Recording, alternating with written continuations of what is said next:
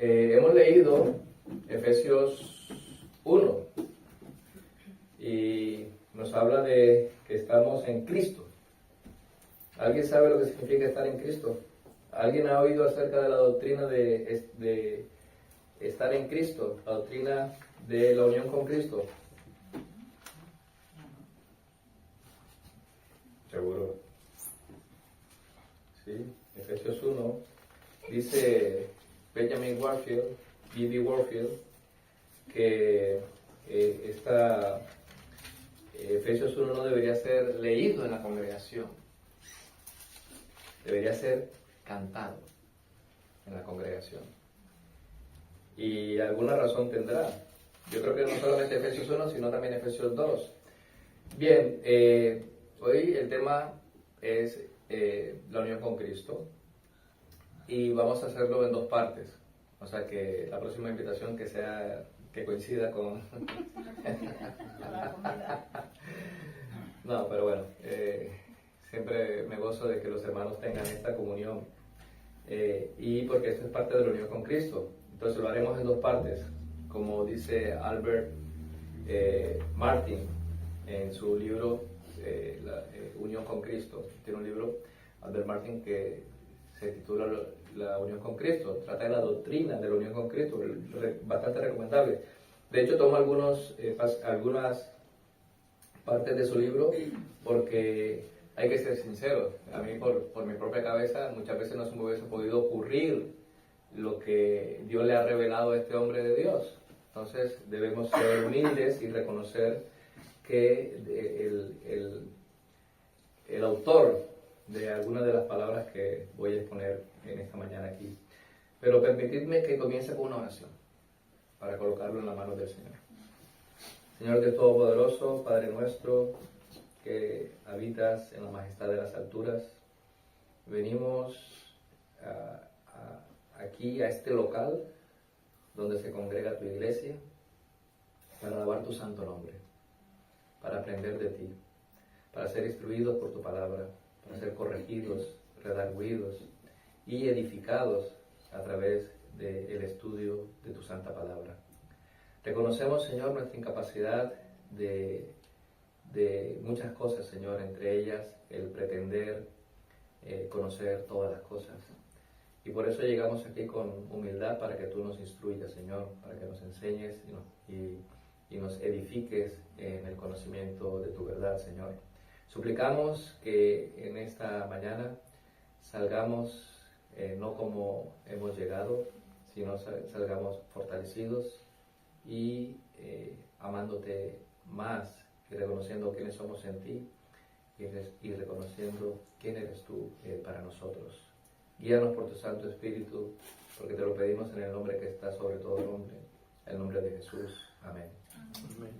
Bien, entonces, la primera parte de lo que dice el libro de Albert Martin tiene que ver con lo que la Biblia enseña sobre la unión del creyente con Cristo. Lo que la Biblia enseña sobre la unión del creyente con Cristo, ¿sí? Es decir, sobre la relación que se establece entre el creyente y Cristo. Hay una relación, hablábamos ayer en el estudio, precisamente, qué coincidencia. No existe la coincidencia, pero está bien planificada de parte de Dios, lo que la comunión de los santos. Entonces, la relación del creyente con Cristo. Ayer hablábamos que hay una relación directa de comunión, que es entre esposo y esposa, pero hay una relación indirecta entre creyentes. Y lo que nos mantiene unidos es Cristo. Él es la cabeza, la que nos une a nosotros. Nosotros tenemos una unión común, pero la tenemos en Cristo. ¿Sí? Hay algo que nos une a los creyentes, los unos a los otros, y ese es Cristo. En el matrimonio hay una comunión directa, en las relaciones entre hermanos hay una comunión indirecta. ¿Sí? La comunión directa, ya sabéis que el hombre y la mujer son un solo cuerpo. Entonces hay una comunión directa, inclusive si ambos son hermanos, hay una comunión directa, pero la de nosotros es indirecta. No hay algo que sea asociado como familia, nada, simplemente estamos unidos bajo la persona de nuestro Señor Jesucristo. Esta es la comunión. Entonces, la primera parte trata de la relación que se establece entre el creyente y Cristo. Y la segunda parte tiene que ver con los resultados prácticos que esta unión con Cristo produce en la vida del creyente. Hay unos resultados prácticos que esta unión produce en nosotros, ¿sí? Pero antes de comenzar, pues permitirme hacer una pequeña introducción. Hace poco, hace un mes, se celebró la Navidad. Yo sé que son temas a la Navidad. ¿A quién no le gusta la Navidad? A todos nos gusta la Navidad, las luces, la comida, las reuniones. Pero la Navidad también trae deudas, problemas, dificultades, ¿sí? Discordias, divisiones a veces entre los hermanos que sí hay que celebrar, sí no hay que celebrar. Yo este año no la he celebrado porque mi esposa está en Rusia, entonces me he librado. Pero eso no quiere decir que un hermano no quiere celebrar. Si la quiere celebrar, la puede celebrar. Pero quiero hacer esta introducción precisamente porque hay un par de palabras que se utilizan en los versículos que voy a citar, que se citan por lo general en Navidad, y nos lleva a pensar qué es la Navidad, la unión con Cristo. ¿Qué es la Navidad? ¿Qué significa la Navidad? Yo puedo hacer preguntas aquí y cada uno me va a dar una respuesta diferente. Y puede que todas las respuestas sean correctas, ¿verdad? Pero vamos a ver qué dice la Escritura cuando dice, y dará a luz un hijo, y llamará su nombre Jesús, porque él salvará a su pueblo de sus pecados. Y todo esto aconteció para que se cumpliese lo dicho por el Señor por medio del profeta cuando dijo, he aquí una virgen concebirá y dará a luz un hijo, y llamará su nombre Emmanuel. Emmanuel, que traducido es Dios con nosotros. Dios con nosotros. Permítanme, alguien que pueda leer Mateo 28, el último los dos últimos versículos de Mateo 28.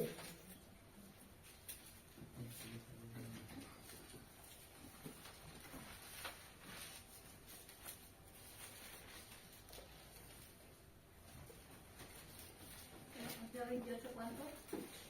20, si no me equivoco. 19, 20. Por tanto, id y haced discípulos a todas las naciones, bautizándolos en el nombre del Padre, del Hijo y del Espíritu Santo, enseñándoles que guarden todas las cosas que os he mandado, y he aquí, yo estoy con vosotros todos los días hasta el fin del mundo. Bien, amén. Mateo nos está diciendo en el comienzo del nacimiento que iba a nacer un niño y que tendría por nombre Emmanuel, Dios con nosotros. ¿Qué dice al final? Nuestro Señor Jesucristo dice que he aquí, yo estoy con vosotros todos los días hasta el fin del mundo. Comienza diciendo que ese niño que creció, cuyo nombre es Emmanuel, Dios con nosotros, iba a estar con nosotros, ¿no? Por eso dice Emmanuel, Dios con nosotros, Dios en medio de nosotros. Y termina con el mandato de Dios con nosotros, diciendo que iba a estar con nosotros. ¿Entendéis por dónde quiero ir? Mateo cita una profecía del Antiguo Testamento diciendo que Dios mismo vendrá. Y el Dios que vino está diciendo que iba a estar con nosotros todos los días hasta el fin del mundo. Esto es en pocas palabras, la unión con Cristo. Y solamente estoy citando Mateo. Bien, en esta época todos recordamos el nacimiento de Jesús, pero ¿cuál es el significado y las repercusiones de Dios con nosotros? De esto trata la doctrina de la unión con Cristo. ¿Qué hace? ¿Por qué Dios está con nosotros? Todos cuando pensamos en el nacimiento de Jesús pensamos en el niño Dios, cuando éramos católicos romanos, o cantidad de títulos. ¿Qué otro nombre se nos ocurriría de Jesús en Navidad? ¿Algún nombre que se nos ocurra? El niño Jesús, el divino niño. No estamos en esa. Sí, pero bueno, palabras que son comunes a nosotros en todas las, en nuestro entorno cultural. El niño Dios. El niño Dios y cosas de estas, ¿no? El niño Jesús. Sí, bueno, hay cantidad de nombres con los que nosotros podemos titular estas fiestas navideñas que ha pasado, pero muy pocas veces se nos ocurre pensar en Jesús como Emmanuel, como Dios con nosotros.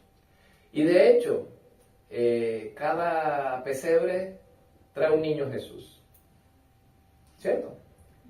Pero lo que se nos olvida muchas veces es que ese niño creció y nació para morir y morir en la cruz. Y lo que se nos olvida también es que ese niño resucitó. Ese niño que creció, se hizo adulto, vivió una vida perfecta, murió y también resucitó el tercer día y está sentado a la diestra de Dios. Y es el mismo que dijo que no nos dejaría, como dice aquí, yo estoy con vosotros todos los días hasta el fin del mundo. Y dice amén, o sea, así es. Ese mismo está sentado a la diestra de Dios, en la majestad de las alturas. Entonces, ¿cuál es el significado y las repercusiones de Dios con nosotros? Hay muchos, ¿sí? Para la palabra de Dios, en la palabra de Dios todos los nombres tienen algún significado, significan algo, ¿sí? Jehová Sabaoth, Dios de los ejércitos, Jehová Jireh, Dios proveedor. ¿Qué otro nombre conocemos? Padre Celestial, que tenemos un Padre que está en los cielos, que es de carácter celestial, no es carácter terrenal. Elohim, Adonai, ¿sí? El Señor, el Altísimo, el Santo, el Gran Yo Soy. El Gran Yo Soy es Jehová, el Gran Yo Soy, ¿sí? El que era, el que es y el que ha de venir, el Dios Todopoderoso. Y también Emmanuel tiene un sentido, Dios con nosotros. Entonces, el nombre es uno de los medios a través por los cuales Dios se da a conocer a sí mismo. Conocemos el carácter de Dios y algunos atributos de Dios a través de los nombres que se le dan en la Biblia. De esa manera, cuando oímos ciertos nombres, Jehová Jireh, Dios proveerá, decimos, es que Dios provee. ¿Sí? También cuando dice Dios, Emmanuel, quiere decir que Dios está con nosotros. ¿Y por qué Emmanuel? Entonces, dice Albert Martin, dice, los judíos tenían consigo a Dios habitando entre los querubines. ¿Sí? ¿Os acordáis? El arca, los querubines puestos en el arca, uno dando voces al otro, dice, ¿no? Habitando entre los querubines en tipos y sombras, o sea, en figuras de una realidad mayor, pero nunca como cuando el verbo se hizo carne. Entonces, el verbo se hizo carne y su bendita Shekinah, ¿sabéis la Shekinah? La nube de fuego y de humo que estaba delante o detrás del pueblo de Israel cuando iban por el desierto, después de salir de Egipto. Entonces, y esa era la presencia de Dios en medio del pueblo. Esa era la presencia de Dios en medio del pueblo en ese momento, pero nunca como el verbo encarnado. Era Dios mismo. Ahí estaba la presencia de Dios, pero era Dios mismo. Y dice así, y esta realidad se hizo patente en nosotros en la forma de siervo. Sí, Filipenses 2:7, el cual, siendo Dios, no estimó el ser igual a Dios como cosa que aferrarse, sino que se despojó a sí mismo, se vació a sí mismo y tomó forma de siervo, hecho semejante a los hombres, ¿sí? Y así humillado, y se hizo siervos, y se humilló hasta la muerte y muerte de cruz. Por lo cual, la manifestación de nuestro Señor Jesucristo en medio de nosotros es la manifestación de Dios en medio de su pueblo. Los judíos, al principio, en el desierto, el pueblo de Israel, perdón, en el principio en el desierto, veía la presencia de Dios en medio de ellos, ¿no? Pero nosotros la vemos realmente en medio de nosotros. Por eso dije al principio, bendice este local donde se congrega la iglesia. Porque este local no es la iglesia. La iglesia somos los que estamos dentro del local, ¿no? Entonces, no es la iglesia el templo, somos nosotros el templo. Y eso se debe a que Dios está en medio de nosotros y a través de la palabra. Entonces, dice así, por la luz de la naturaleza, por las cosas que vemos a Dios sobre nosotros. O sea, tenemos un conocimiento de que hay un Dios, Romanos 1. ¿Sí? Por las cosas naturales percibimos y podemos decir, hay un Dios. ¿Sí? Por la luz de la naturaleza vemos a Dios sobre nosotros. Por la luz de la ley, vemos a Dios contra nosotros. Estamos enemistados con Dios porque no cumplimos la ley de Dios. Y por la luz del Evangelio, vemos a Dios como Emmanuel, Dios con nosotros, participando de nuestra naturaleza cuando se encarnó e interesado en nuestra salvación. Él vino para morir por nosotros. En esto consistió la gran salvación que llevó a cabo la unión con Cristo, de Dios y hombre. He de decir que muchas veces piensan que Dios es 100% hombre, Jesús era 100% hombre, 100% Dios. Eso es una incorrección. La idea está bien, pero no es correcto. Tenemos que decir que Jesús era enteramente hombre, o completamente hombre y completamente Dios. Porque si tú dices 100% hombre, no hay cabida para otra cosa. Pero puedes decir enteramente hombre y enteramente Dios y no hay una incongruencia, podríamos decirlo, filosófica ni lógica. Entonces Jesús es enteramente hombre, enteramente Dios. Dios se hizo hombre porque el objetivo era traer a Dios entre nosotros, ¿no? En lo que consistía nuestra felicidad. El hombre no es feliz hasta que se halle con su Dios, ¿no? El hombre no va a ser feliz, nunca va a encontrar la felicidad hasta que se vuelve a encontrar con Dios. Porque sabemos que en el huerto de Edén, cuando el hombre estaba en comunión con Dios, era feliz. Pero, ¿qué pasó cuando el hombre pecó? Se rompió la comunión con Dios. Dios se apartó. Pero Dios prometió que Él iba a estar otra vez en medio de nosotros. Y lo que hace Jesús es volver a restaurar esa comunión que se perdió en el huerto de Edén. Antes de pecar, Adán y Eva estaban en comunión con Dios, ¿no? Se paseaba el Señor por ahí, estaban ellos ahí y había comunión. Pero pecaron, no cumplieron el mandamiento de Dios, un mandamiento, nada más. Pero luego Dios, después que ellos quebrantaron ese mandamiento, les dio la promesa en Génesis 3:15, lo que llamamos el protoevangelio, y dice que les dio la promesa de un Salvador que vendría. ¿Qué dice Génesis 3:15? Voy a leerlo. Esto se conoce como el protoevangelio.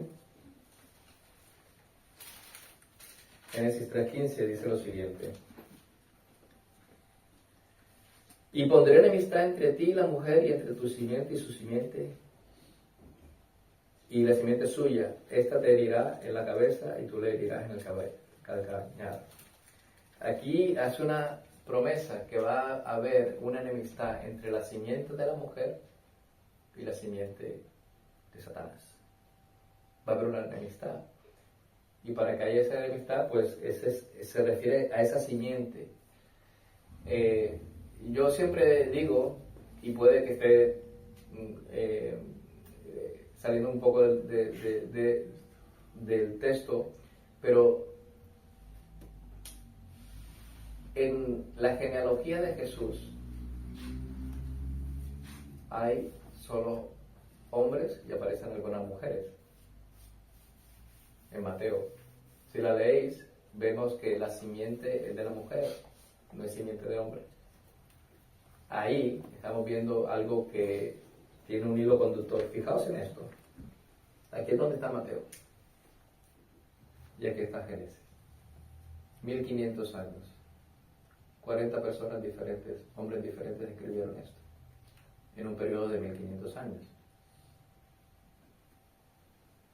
Esto que tú ves aquí es la palabra de Dios.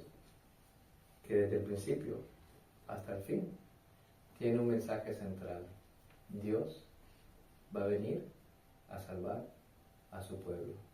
Dios, que por causa del pecado del hombre perdió su comunión, el hombre que perdió su comunión con su Dios en el huerto de Edén, la va a recuperar Dios, Él mismo, aquí, al final. Entonces es un hilo conductor.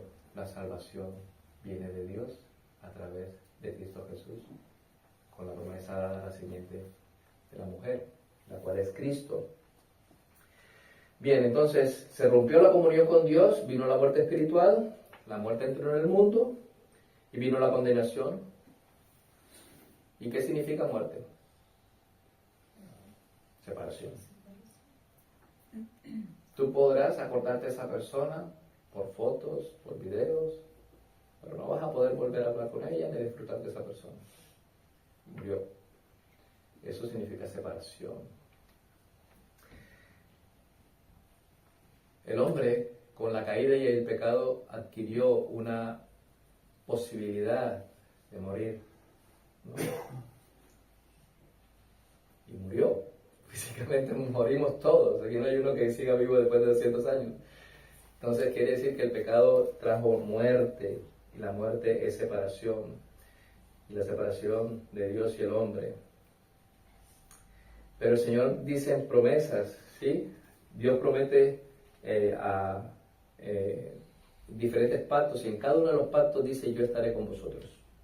El pacto con Noé, con Abraham, y la promesa contenida en estos pactos es: yo seré tu Dios y tú serás mi pueblo y habitaré en medio de ti.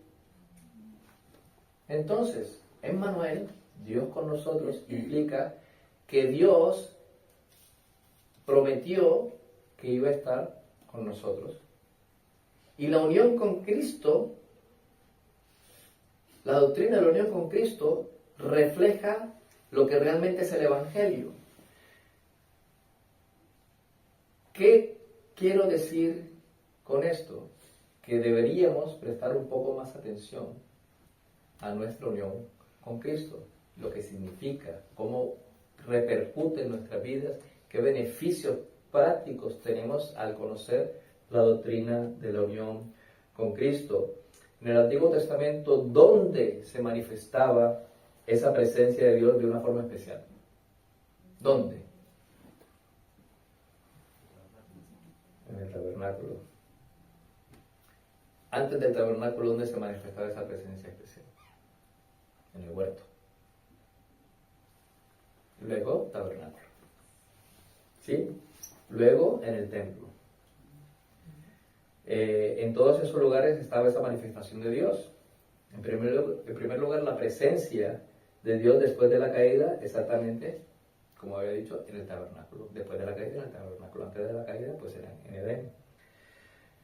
Dios es omnipresente, está en todas partes, no quiere decir que sea todas las cosas, pero está en todos sitios. Pero cuando nos referimos a la presencia de Dios, es esa presencia especial donde Dios viene a bendecir a su pueblo, ¿sí? De una forma realmente especial, no de una forma general. Dios está en todas partes, por eso adoramos al sol. Eso no. Eso es panteísmo. Panteísmo, pantas, todos, ¿sí? No podemos adorar las cosas, tenemos que adorar al Dios que creó esas cosas. Pero hay una presencia especial de Dios en medio de su pueblo. Por eso es Dios con nosotros, Emmanuel. No es que haya habido más Dios en el tabernáculo o en el templo. Siempre ha habido la misma cantidad de Dios. No había más Dios en el tabernáculo que en el resto del mundo. Estamos hablando de una presencia especial, una presencia de cuidado, una presencia de amor, una presencia de preocupación por el bienestar de su pueblo. La nube, la Shekinah, Dios protegía a su pueblo.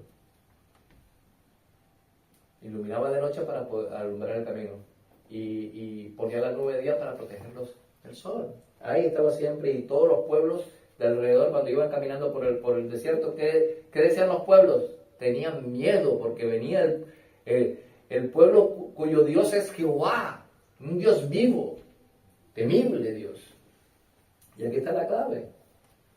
No era una venida de Dios para juicio, sino una venida de Dios para bendición.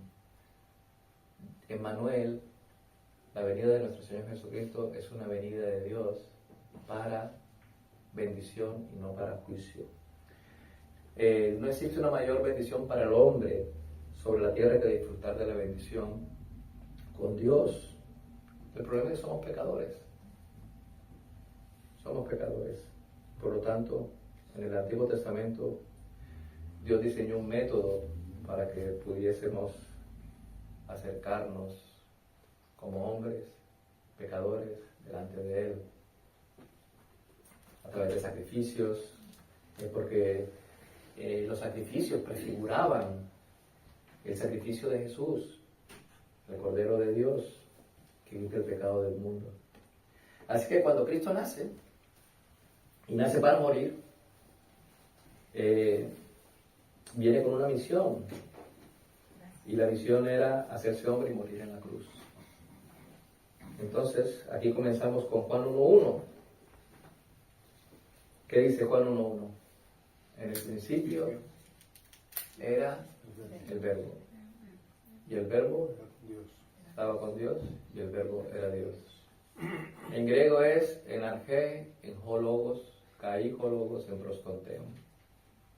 En arché, en principio, era la palabra, logos.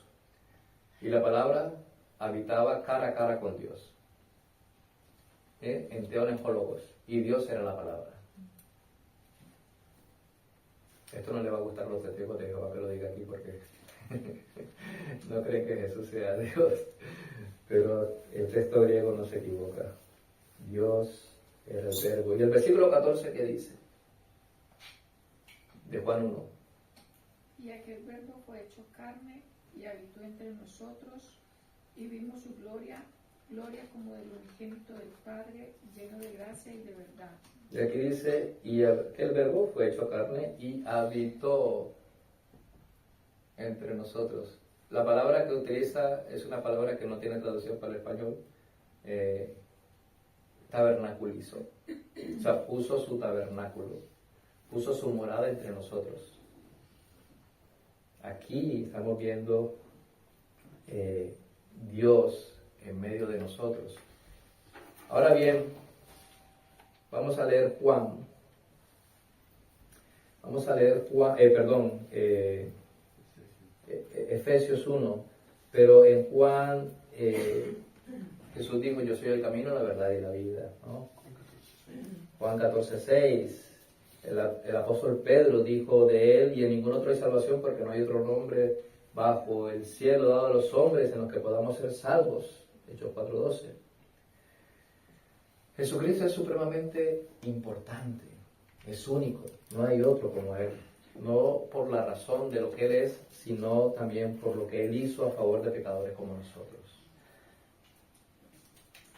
El Nuevo Testamento, vamos a Efesios, el Nuevo Testamento enseña claramente que tanto la obra como la persona de nuestro Señor Jesucristo ocupan el puesto central en la salvación. No hay salvación por obras, la salvación es por la gracia, y esa gracia inmerecida es a través de la unión con Cristo. En Cristo es una expresión que a lo mejor estamos familiarizados con ella, ¿no? En Cristo, pero que es una expresión crucial. En Cristo, en Cristo.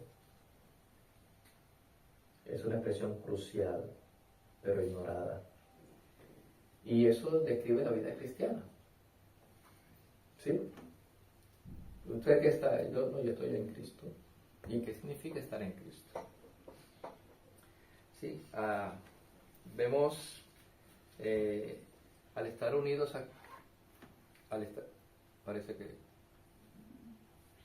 al estar unidos con Jesucristo.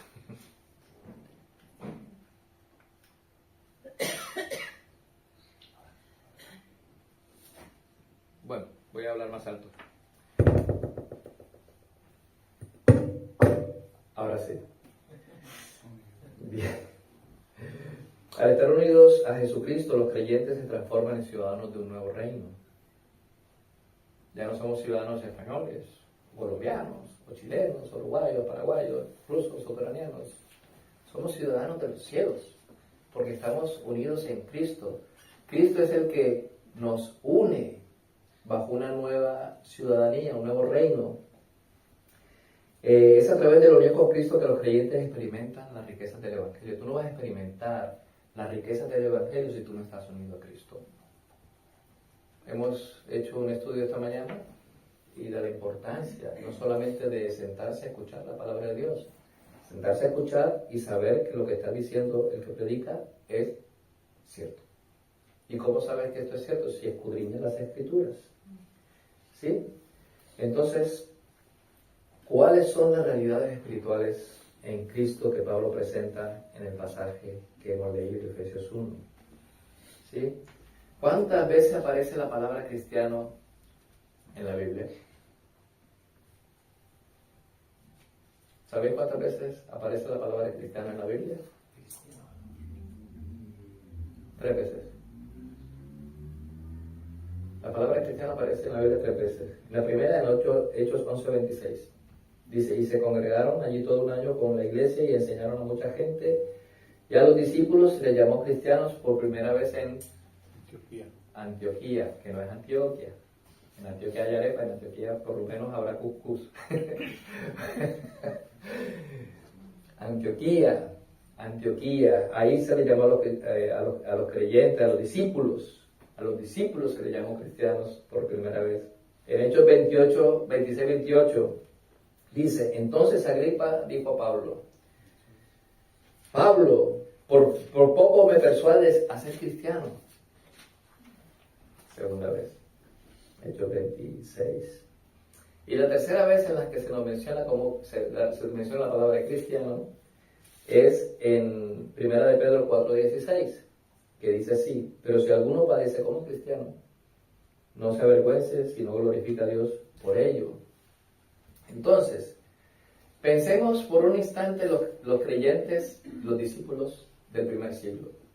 ¿Cómo se hacían llamar los unos a los otros?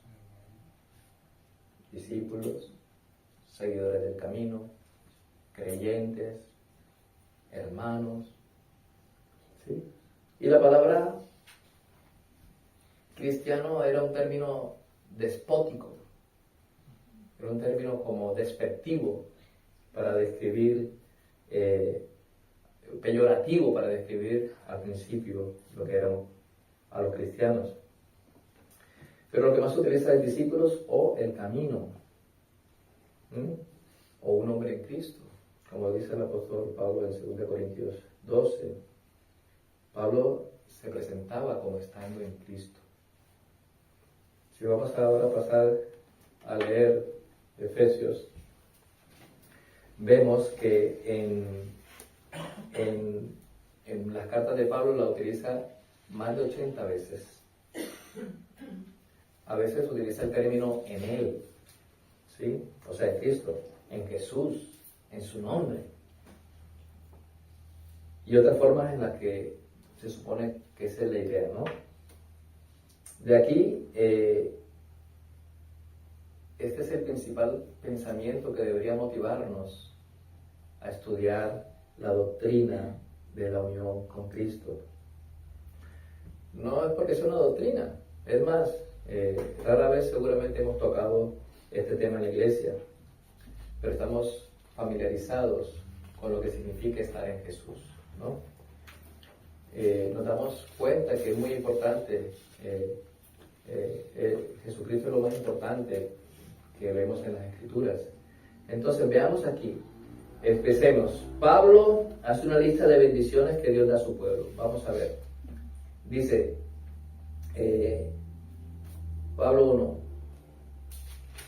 Dice, Pablo, apóstol de Jesucristo por la voluntad de Dios, a los santos y fieles en Cristo. A los santos y fieles en Cristo Jesús, que están en Éfeso.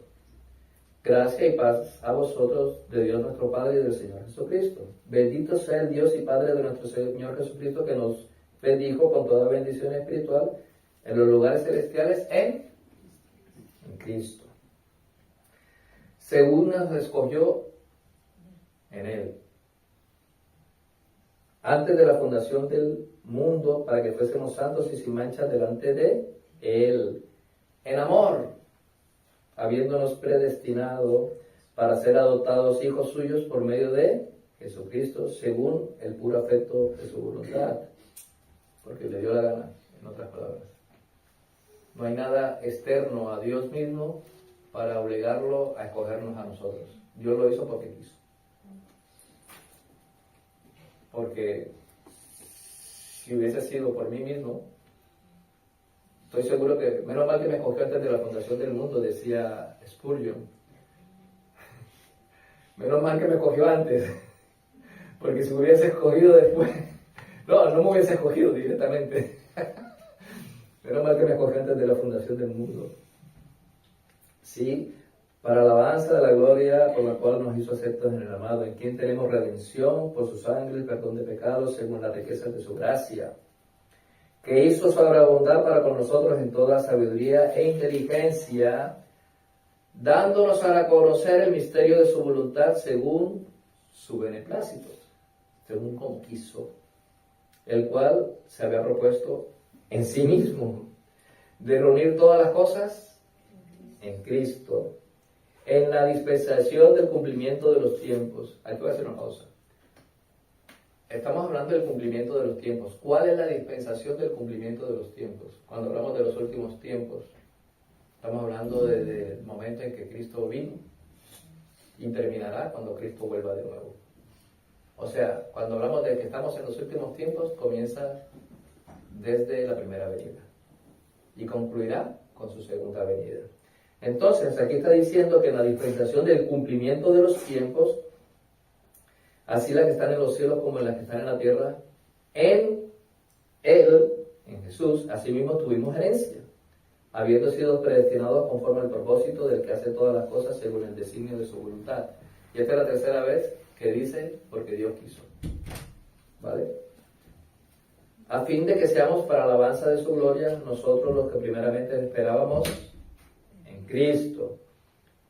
En Cristo, o sea, en Él, también vosotros, habiendo oído la palabra de verdad, el evangelio de vuestra salvación, y habiendo creído en Él, fuisteis sellados con el Espíritu Santo de la promesa, que es las arras de nuestra herencia para la redención de la posesión adquirida para la alabanza de su gloria.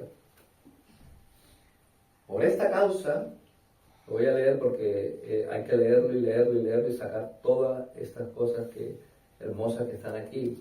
Por esta causa también yo, habiendo oído de vuestra fe en el Señor Jesús y de vuestro amor para con todos los santos, no ceso de dar gracias por vosotros, haciendo memoria de vosotros en mis oraciones, para que el Dios de nuestro Señor Jesucristo, Dios Padre, Dios Hijo, el Padre de gloria, os dé Dios Espíritu Santo, Dios de sabiduría, Espíritu de sabiduría y de revelación en el conocimiento de Él, alumbrando los ojos de vuestro entendimiento para que sepáis cuál es la esperanza a la que Él os ha llamado y cuál es la riqueza de la gloria de su herencia en los santos.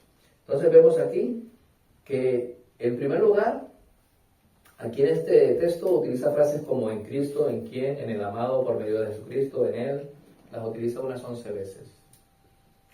Yo conté 12 o 11, 12 veces. ¿Sí? Pero podemos distinguir diferentes clases de bendiciones que recibimos por estar en Cristo. Una de las bendiciones, Dios escogió a su pueblo. ¿Dónde dice esto? Versículo 4. Nos escogió en Él. O sea, ¿qué quiere decir? Que fuera de Él no nos hubiese escogido. Si nos escogió en Cristo. Nos predestinó, versículo 5.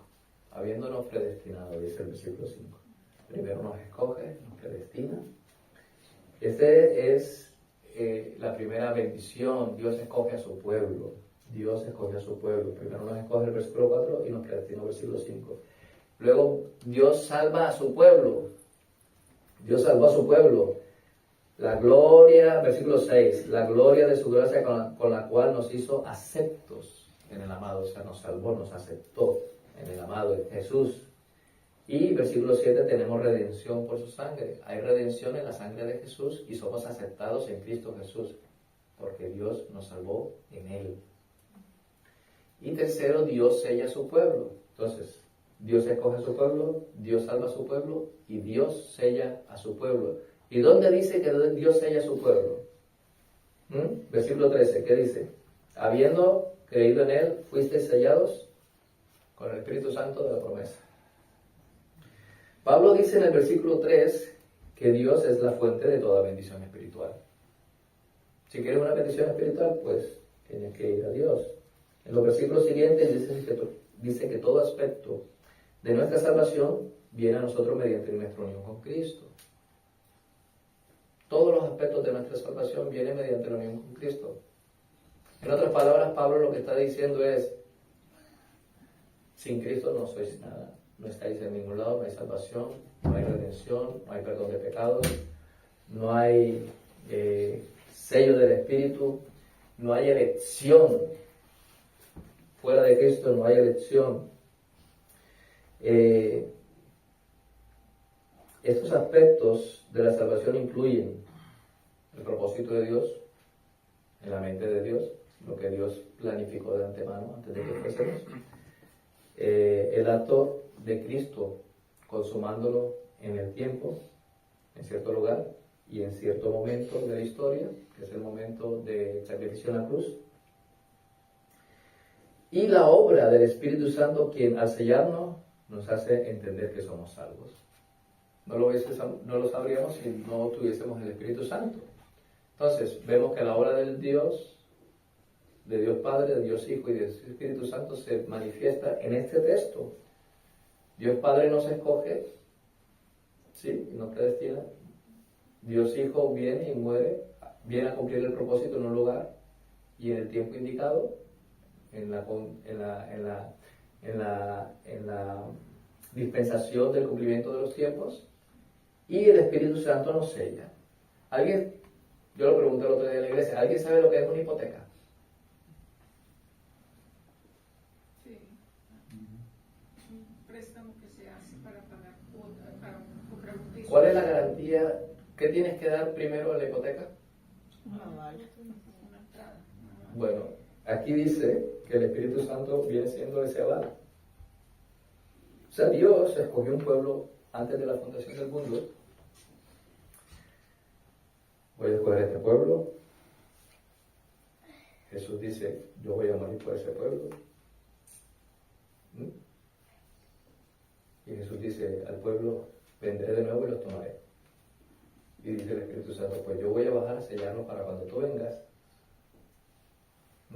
ese pueblo esté sellado. Entonces la garantía de que Jesús va a venir por su pueblo es el anticipo que Dios dio, el cual es el Espíritu Santo.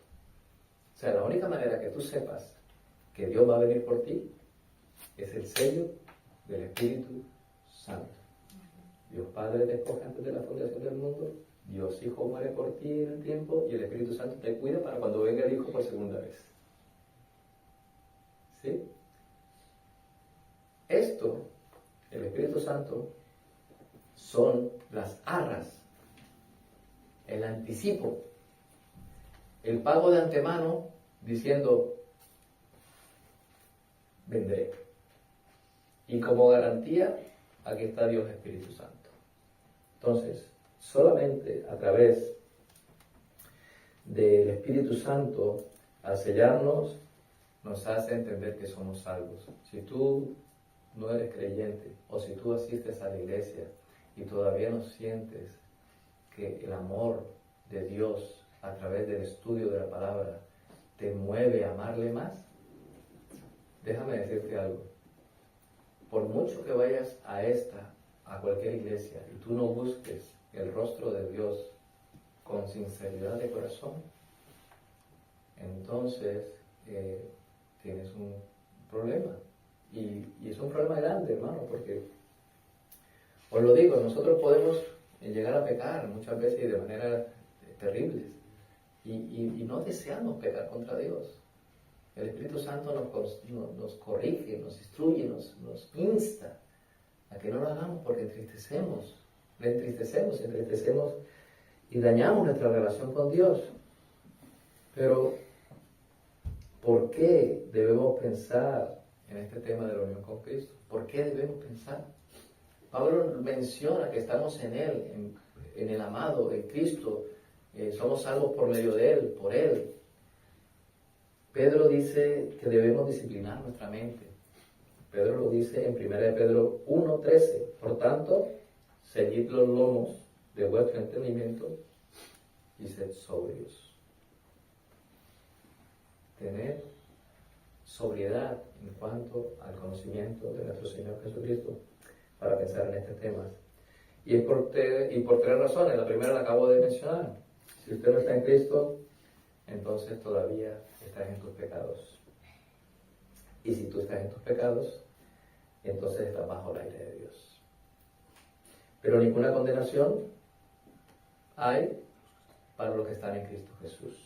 Romanos 8:1, ¿no? Segundo, debe pensarlo para poder ser más firme como cristiano. Si usted está en Cristo, empiece a crecer en su entendimiento de Él. Si estás en Cristo, qué mejor cosa que crecer en el entendimiento de las cosas del Señor y el entendimiento de esta unión con Cristo. Y será más estable, será más constante como creyente. ¿Por qué? Porque estás buscando conocer más a tu Señor. Y esto te une más a ti, te une a ti más con el Señor, te une más con los hermanos. Esto es la comunión de los santos.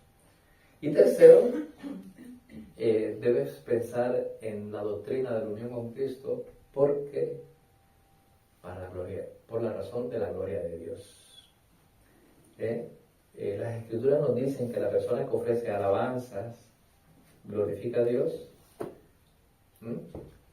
Si usted no entiende los dones y la gracia que Cristo le da, ¿cómo puedes alabarlo por eso? Si tú no entiendes los dones, las gracias, las bendiciones que Cristo te da, ¿tú cómo le vas a alabar? Si no lo entiendes. Pero es que no entiendo. Estúdialo, medítalo, mastica la palabra del Señor para que puedas entender todas las bendiciones que Cristo te da. Esto es exactamente lo que le pasó al apóstol Pablo al pensar que todas las bendiciones espirituales que él tenía en Cristo las reflejó en Efesios 1. Nos bendijo desde la eternidad pasada, nos predestinó, nos escogió en el tiempo, nos llamó, ¿sí? Nos trajo a Él, nos dio el Espíritu Santo para garantizarnos que Él vendría de nuevo por nosotros. ¡Wow! Pablo estaba maravillado con estar en Cristo Jesús. ¿Sí? Nos hallamos en unión con Cristo en todos los actos que era para nuestra salvación. Estamos en unión con Cristo. Mira, Romanos 8, 28, 29 se llama la regla de oro, ¿no? ¿Sí? Romanos 8, 28, 29. ¿Puede leerlo alguien?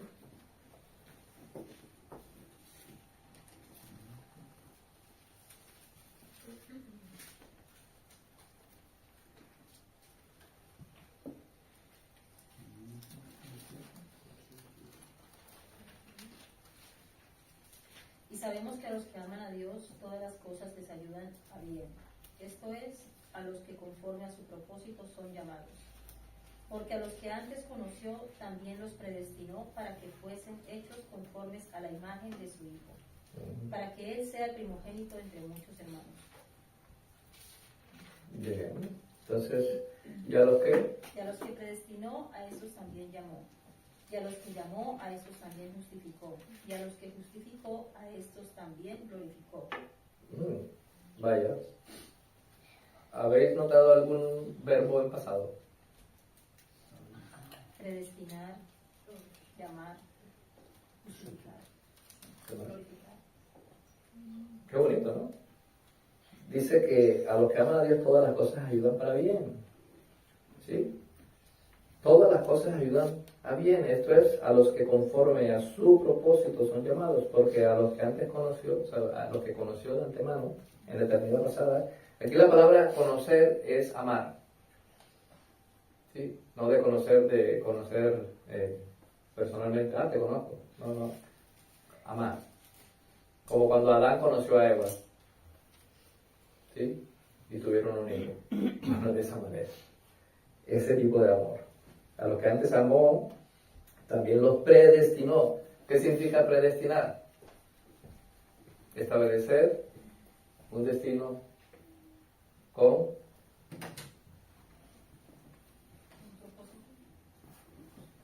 de manera previa.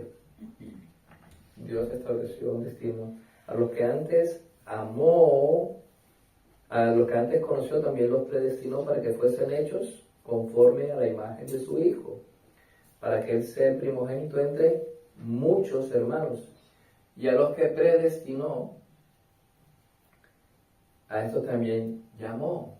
Es como cuando tú no sabías que eras predestinado y sientes el llamado de Dios, que Dios te llama y tú escuchas su voz, el Evangelio, y empiezas a ver a Cristo y de pronto descubres que Cristo es lo central y que no hay nada más importante, más hermoso que alabar y glorificar el nombre de Dios y que no que realmente, ¿por qué después de tanto tiempo, incluso si has ido a una iglesia, descubres que Cristo es maravilloso, que hay salvación en Él, que no importa nada en el mundo más que glorificar su santo nombre? A esto se está refiriendo este llamado. A estos que llamó también justificó. ¿Qué significa justificar? Es como cuando tú vas al juez, te sientas ahí y el juez dice, ¿qué haces aquí? No, porque es que yo tengo que pagar una condena. Y dice, no, ya está pago. Sí, te está justificado. O sea, ha sido justificado. Pero si, no. ¿Usted cree en Jesús como Señor y Salvador? Sí, bueno, Él pagó ya por usted. Y ninguna condenación hay para los que están en Cristo Jesús. El juez no te puede condenar 2 veces por el mismo delito. ¿Cuál es el delito del hombre? Apartado de Dios. Haber pecado contra Dios. ¿Cuál es la bendición de Cristo? Que Cristo nos libra de la condenación del pecado. Por lo tanto, la diferencia entre un creyente y un no creyente está en que el creyente pone su fe en aquel que pagó la deuda que tenías tú con Dios. ¿Sí? Cristo pagó esa deuda en tu nombre. Eso se llama justificación. Cristo vivió una vida perfecta y esa vida perfecta te la imputó a ti. O sea, la puso a tu cuenta. Y tomó tus pecados y se los imputó él mismo y los clavó en la cruz. Entonces, Cristo murió en la cruz para pagar los pecados de personas como nosotros. ¿Sí? Y por eso, al final de este mismo Romanos 8, dice así. Si no me equivoco, versículo 35. Bueno, 34. ¿Quién es el que condenará? Cristo es el que murió, más aún el que también resucitó, el que está además sentado a la diestra de Dios, el que también intercede por nosotros. ¡Wow! ¿Quién nos separará del amor de Cristo? Vamos a ver qué es lo que nos va a separar del amor de Cristo, porque estamos en Cristo. unidos a Él. Somos uno con Él. ¿Quién nos separará del amor de Cristo? ¿Tribulación? ¿Angustia? ¿Persecución? ¿O hambre? ¿O desnudez? ¿O peligro? ¿O espada? Como está escrito, por causa de ti somos muertos todo el tiempo, somos contados como ovejas de matadero. Antes, en todas estas cosas, o sea, en toda esta lista que acabo de mencionar, somos más que vencedores por medio de aquel que nos amó. Vimos que aquí al principio lo primero que dice el versículo 28, y dice, y sabemos que a los que aman a Dios todas las cosas ayudan. ¿Está bien? Entonces, dice, antes en todas estas cosas somos más que vencedores por medio de aquel que nos amó, por lo cual tengo la certeza, estoy seguro que ni la muerte, ni la vida, ni ángeles, ni principados, ni potestades, ni lo presente, ni lo porvenir, ni lo alto, ni lo profundo, ni ninguna otra cosa creada nos podrá separar del amor de Dios que es en Cristo Jesús, Señor nuestro. Si estás en Cristo Jesús, que venga lo que venga, da igual, nada, nadie, ni ángeles, ni principados, ni potestades, ni en la vida presente en la que estamos, ni en la eternidad, nadie, ninguna cosa creada, el único que no es creado es Dios, es eterno, es permanente, nada nos va a separar del amor de Dios que es en Cristo Jesús, Señor nuestro. No tengas miedo a la muerte, porque la muerte es un paso para estar delante de Dios. Pablo decía, ay, estoy en entredicho, no sé qué hacer. No sé si marcharme ya con el Señor o seguir aquí con vosotros, porque es mejor estar con el Señor. Sin embargo, permaneceré con vosotros porque, bueno, por razón de la obra. No tenemos que tener miedo a la muerte. ¿Qué significa cementerio?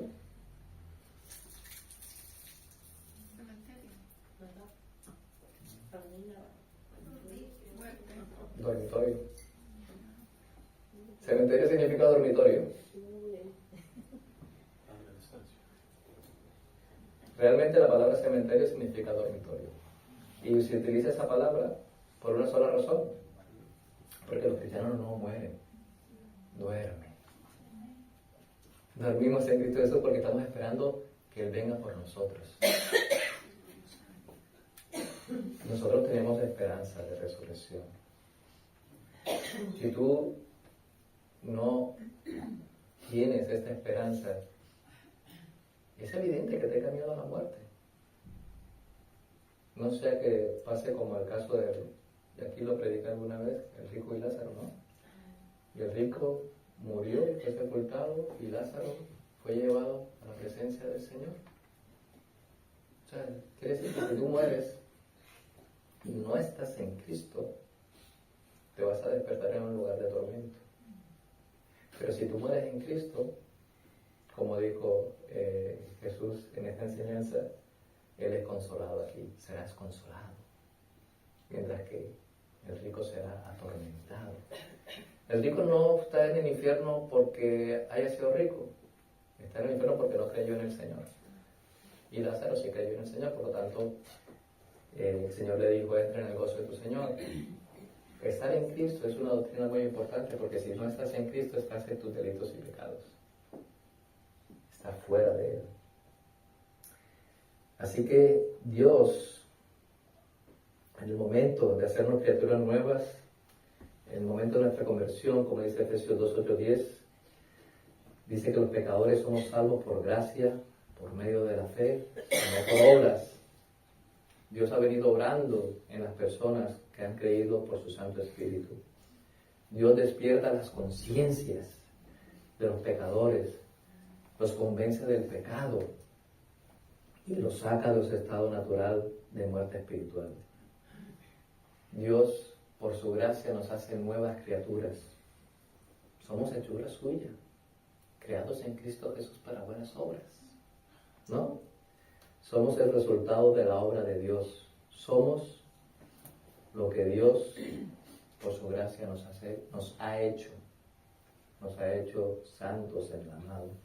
Hemos sido creados en Cristo Jesús. Hemos sido hechos nuevas criaturas en Cristo Jesús. Y Dios tiene a su pueblo unido con Cristo a través de toda la vida cristiana. ¿Sí? Romanos 6:4, que lo tengo aquí, nos dice una cosa muy... 6:4, dice así. Porque somos sepultados juntamente con Él para muerte por el bautismo, a fin de que, como Cristo resucitó de los muertos por la gloria del Padre, así también nosotros andemos en vida nueva, o como dice el texto, en novedad de vida. Sí, somos en Cristo Jesús. Si Cristo murió en la cruz, nosotros morimos con Él. Y si Cristo resucitó, nosotros resucitamos con Él. Y dice la palabra del Señor, ya no vivo yo, sino que Cristo vive en mí. Y la vida que ahora vivo, la vivo en la fe, ¿sí?, del Hijo de Dios, el cual me amó y se entregó a sí mismo por mí.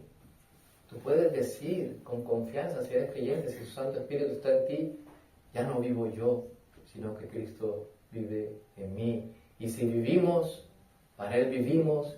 Y si morimos, para Él morimos. Sea que vivamos o sea que muramos, somos del Señor.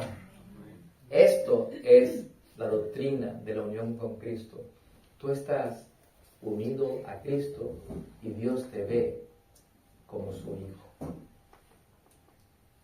Si estás fuera de Cristo, va a suceder que al final de los tiempos, cuando la consumación de los tiempos, cuando el Señor venga a hacer juicio, escogerá a las ovejas y a los cabritos y dirá, venid benditos de mi Padre, al gozo de tu Señor. Y vosotros, apartados de mí, malditos, hacedores de maldad. El Señor conoce a los que son suyos. Dice, conoce el Señor a los que son suyos, se aparta de mal todo aquel que invoca el nombre del Señor. Si tú eres de Jesús, si crees en Jesús, tienes que andar en Él. Si crees en Jesús, tienes que tener comunión con los santos. Si crees en Jesús, tienes que estudiar la palabra de Dios, porque en ella hay vida. Si crees en Jesús, ayer leímos en Hechos 2:42. Había comunión, había estudio de la palabra, doctrina de la palabra, esta mañana también lo leímos. Había también oración, partimiento del pan, había comunión, una unión común. Estamos juntos, estamos unidos en Cristo Jesús como iglesia. Cristo es la cabeza y la iglesia, que somos nosotros, somos el cuerpo. Él es el verdadero Israel.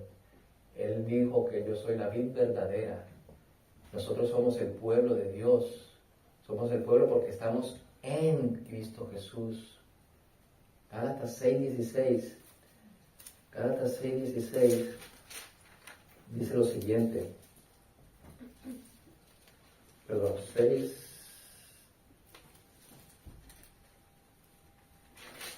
Aquí. 6:16. Y a todos los que anden conforme a esta regla, paz y misericordia sea a ellos y al Israel de Dios. El Israel de Dios es la iglesia. Es aquellas personas que invocan el nombre de Jesús, porque apartado de Jesús no hay salvación.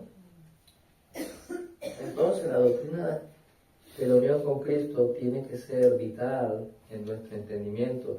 A medida que tú tengas entendimiento de la doctrina de Cristo, de la unión con Cristo, tendrás el entendimiento de tu salvación. Para que tú entiendas el porqué de tu salvación, tienes que entender cómo estás unido a Cristo y por qué. ¿Qué beneficios tienes y por qué te escogió a ti? ¿Tú te has puesto a pensar en eso? Señor, ¿por qué me escogiste a mí? Como decía Spurgeon, ¿no? Menos mal que me escogiste antes de la fundación del mundo. No nos hubiese escogido si fuese por nuestras propias ideas de la elección, nos hubiese escogido, nos escogió porque Él quiso. Y nos escogió porque alguien murió por nosotros. Y ese es Cristo Jesús. Y en nosotros debe haber alegría, debe haber gozo, debe haber el deseo de conocer más al Señor y decir, ay Señor, te alabo, te amo y te glorifico porque Señor, yo estaba muerto en mis delitos y pecados, vivía una vida, la vida que tú hayas vivido, y puede que seas muy santurrón en tu vida, pero por muy santurrón y bonachón que venga, que seas y que vengas a la iglesia, no me ha servido de nada hasta que descubrí que tú me amaste y enviaste a tu Hijo amado Jesucristo a morir por mis pecados. Y ahora yo lo único que tengo que hacer es entregar mi vida para que tú, oh Dios, hagas de ella conforme lo que tú quieras. Señor, déjame servir a tu iglesia. ¿Y cómo sirvo a mi iglesia? A través del servicio a mis hermanos. Porque cuando hago algo a mis hermanos, lo estoy haciendo para Cristo. ¿Queréis hacer algo para Dios? Hacedlo a vuestros hermanos. Si veis un hermano en necesidad, si veis un hermano triste, estate con él. Si lo ves feliz, alégrate con él. Si lo ves en necesidad, en lo que dependa de ti, si se puede, ayúdale. En esto conocerán que sois mis discípulos, si os amáis los unos a los otros. Y esto es la doctrina de la unión con Cristo. Dios tiene a su pueblo unido a Cristo en la culminación de la redención. Siguen unidos con Cristo los suyos al final de su rescate. ¿Qué podemos decir en cuanto al porvenir? Esta culminación o perfeccionamiento vendrá en 2 etapas. Primero, nuestra muerte. Esa es la primera etapa. A no ser que el Señor venga antes y nos haya vivos. Segundo, la venida del Señor y la resurrección de nuestros cuerpos. Dios nos ha unido a su Hijo amado y nos ha dado su Espíritu. Al momento de separar nuestra alma del cuerpo, Dios limpiará todo remanente de pecado que haya. Y veremos a nuestro Salvador limpios. Y al conocer esto, debe desaparecer nuestro miedo de la muerte, porque estamos en Cristo Jesús. Esta es la primera parte de esta predicación. Solo puedo decir que la segunda parte tiene que ver con los resultados prácticos de nuestra unión con Cristo. Ahora vemos que sin Cristo no somos nada. Apartado de mí, dice Él, nada sois. Él es la vid, nosotros los pámpanos. Si el pámpano está fuera de la vid, el pámpano se seca y es tirado. Apartado del Señor nada somos. Somos lo que somos por la misericordia de Dios, porque estamos en Cristo Jesús, nuestro Señor. Que el Señor nos bendiga y que el Señor haga resplandecer su rostro sobre nosotros y entendamos que la doctrina de la unión con Cristo es crucial, es importante para el entendimiento de nuestra salvación. Amén.